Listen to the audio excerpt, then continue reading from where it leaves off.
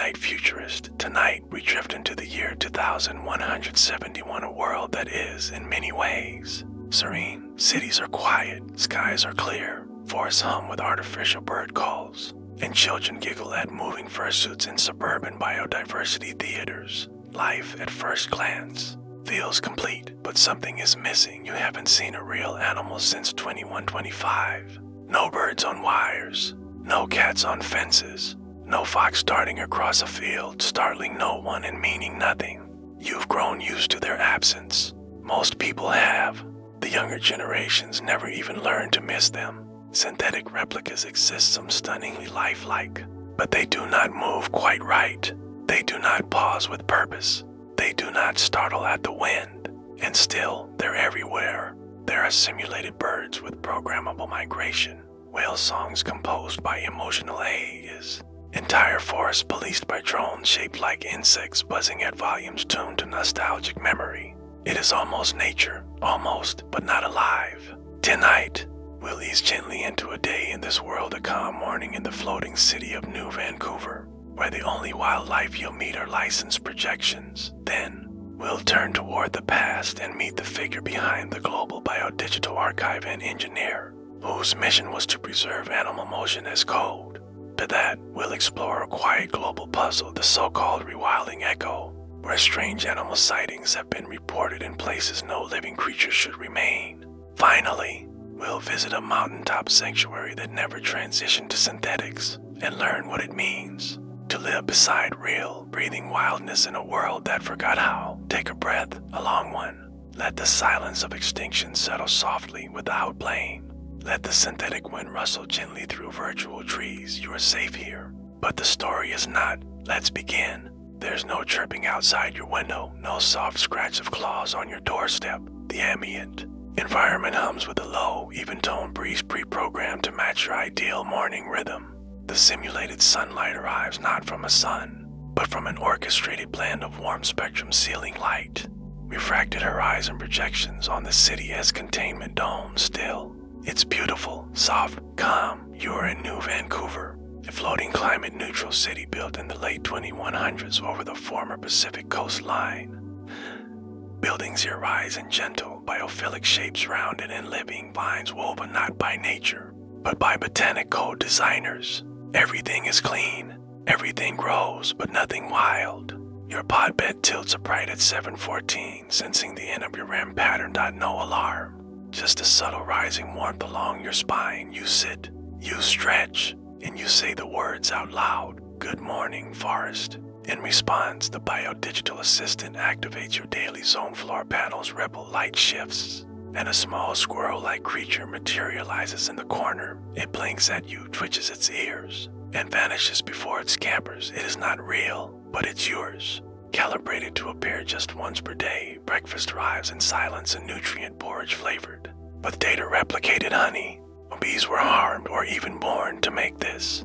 The spoon you use is made of recycled coral polymer. It is warm to the touch like real wood. Outside, you walk a short path toward your community dome. Along the walkway, 3D printed trees sway gently, their leaves responding to program air currents. Birds holographic flutter overhead, playing loops of real recorded songs from the Smithsonian Wildlife Sound Bank, circa 2084. You hear a whippoorwill, a cuckoo, something that might once have been alone. You nod at a neighbor. She has a dog walking beside, her tail wagging lazily. The dog is not real, but it behaves with uncanny realism. It stops to sniff the grass, cocks its head, and lets out a bark you can almost believe. You both smile, you both pretend, you both know. You pass by a living theater, where school children gather in a circle around a reanimated elephant, a biodigital reconstruction from 2097, built using over 10,000 hours of archived movement data. The teacher, soft-voiced and gentle, asks them what kindness looks like. The elephant bows. Later, in your workplace and air architecture studio specializing in breathable bridges, you pause by the window. There's a field across the bay, freshly rewilded. Every blade of grass is synthetic. The butterflies are printed. Their wings move, but they do not migrate. They are beautiful and still. Lunch, your colleague tells you they read about a goat once spotted in the Alps. A real one, they whisper, laughing like they told a ghost story. Another mentions the rumor of an untagged bird near Patagonia. You nod. These are bedtime stories now, gentle myths for modern minds. No one takes them seriously. But later, alone on your balcony, a gust of unscheduled wind passes through your hair, and for a moment you swear you hear a real wing beat. To understand how the world came to breathe without animals, we have to look back not to extinction, but to preservation, not the desperate scramble to save a species, but the quiet, deliberate work of capturing its motion before it disappeared. Her name was Dr. Els Vermeer, born in Utrecht in 2062. She had no intention of becoming a memory keeper. Her early research focused on kinetic modeling ways to train robots to move less like tools and more like bodies. She was particularly fascinated by hesitation, the stutter in a deer's footstep, the recoil of a hawk before flight, the subtle weight shift in a cat before it leaps, movements that algorithms couldn't quite predict because they weren't perfect, they were lived.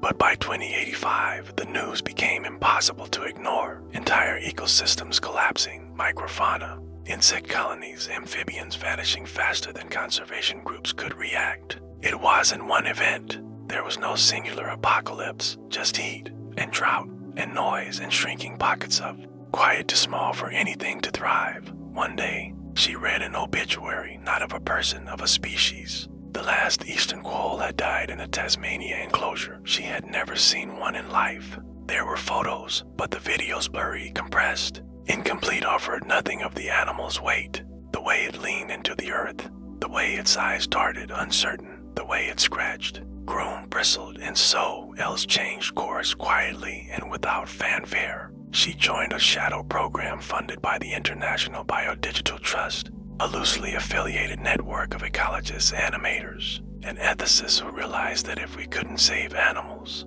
the next best thing was to record how they moved, not just for education, but for the soul. Her lab became a shrine to motion. Thousands of sensors, high-fidelity LiDAR, microsonic ground readers, thermal pulse sensors for heartbeat detection. She worked in protected zones, often alone, capturing entire emotional vocabularies of movement, a penguin's shiver, the mournful weight of Anne, elephant's pause after losing its calf, the nervous backstep of a raccoon when light catches its eye.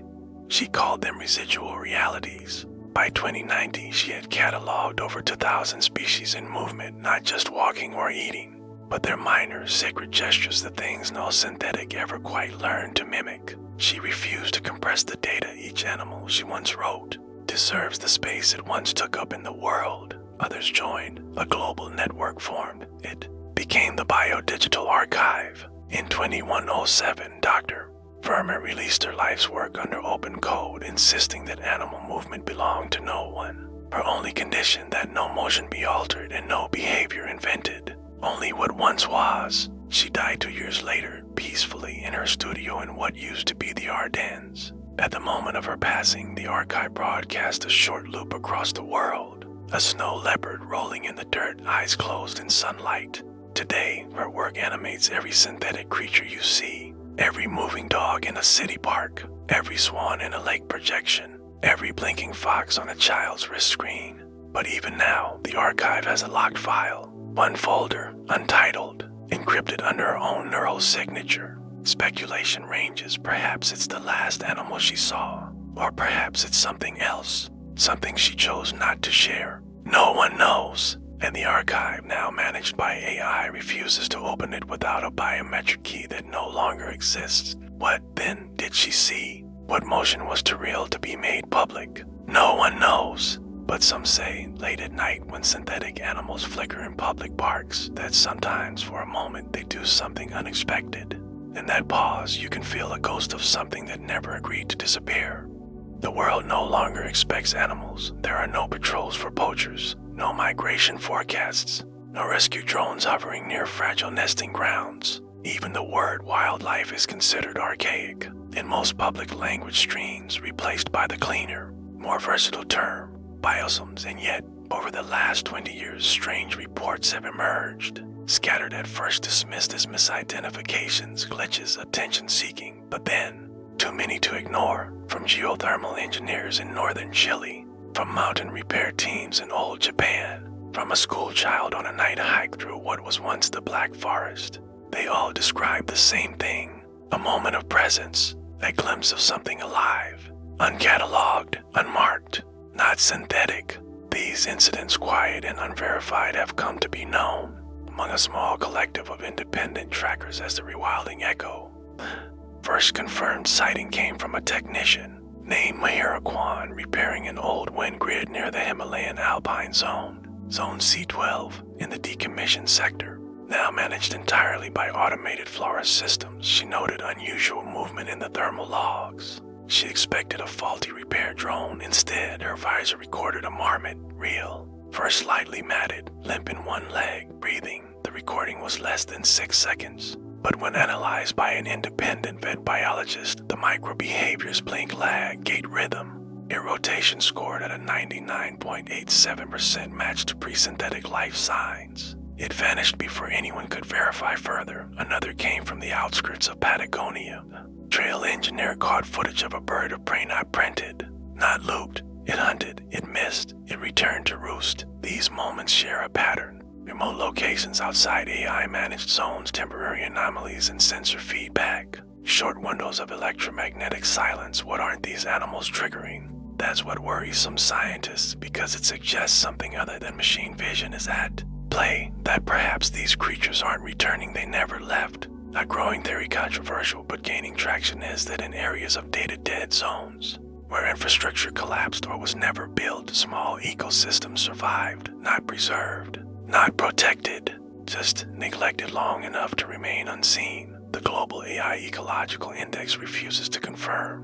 Vast systems offer soft denials. No verified faunal records remain in those sectors. But these soft denials don't explain the tracks, the first samples, the fecal matter, the sound. Yes, sound. Audio logs captured in Romania, Wales, Tasmania. Calls not found in any Biocene library. Rhythms that don't loop. Melodies that don't repeat. Songs that feel improvisational. The Rewilding Echo has no official budget. No offices, no salaried scientists, just belief. Volunteers, many retired conservationists or former Biocene engineers, share data through encrypted voice drops. They do not use visual logs to easily intercept it or edit it. They speak in the language of weather, of terrain, of shadows cast at impossible angles. One report simply reads, saw movement, heavy, slow, breath, visible, not programmed, not afraid. There is no confirmation. There are no drone set, no camera swarms, no attempt to bring it in for study, because perhaps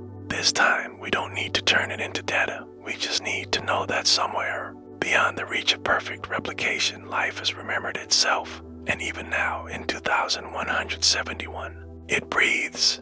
Far from New Vancouver's tranquil simulations and the whispers of rewilding echoes, past the last map networks and above the drone range of commercial airspace, there is a place untouched, not by accident, but by conviction. Mount Lira, altitude 4,200 meters, climate subalpine, temperate, heavily snowed in 6 months of the year, population 32, animal count 76, all of them real. You arrive not by shuttle or hyperloop, but by a weathered rail line that stops to valleys below. From there, it's a 4-hour hike aided by nothing but breath, muscle, and a shared commitment to quiet. The Mount Lira Sanctuary was founded in 2109 when a small group of biologists, farmers, and ethicists withdrew from the accelerating digitization of the biosphere. They made a collective vow to never simulate.